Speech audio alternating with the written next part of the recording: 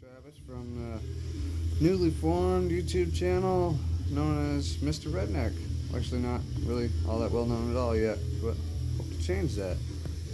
We hope to, I hope to give you some informative and maybe entertaining videos that just might make enough of a difference with enough people that helps you or helps me, and maybe we can make something happen. Anyway, what I'm here to talk to you about today is why you should never buy these cheap poly bushing control arms for your Jeep. They're terrible for it. They're very common. Everybody buys them. I don't know why. I mean, if it's going to be a mall crawler, never climb anything other than a curb, maybe. But these control arms are absolutely terrible for your Jeep. And I'll show you what I'm talking about here. You look, you can see these here are, it's kind of hard to see, but they're double rubber poly bushing control arms. See that you focus in there a little bit. See these control arms, they don't work. They don't. They are terrible for your rig. People don't realize just how bad they are. Yeah, sorry for the lighting problem. My camera's not the greatest. Let's see if I can get it somewhere in better lighting.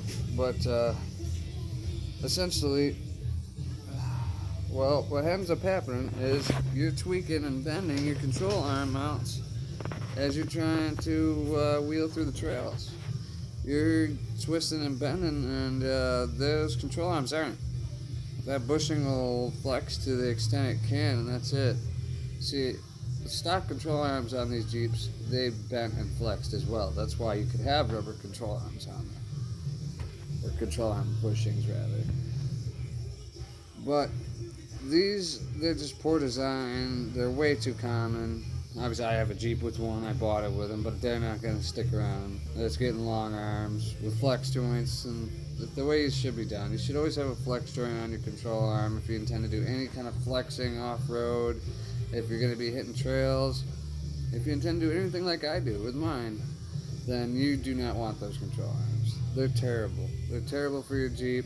And if you're not convinced yet, I'll show you a little bit more proof.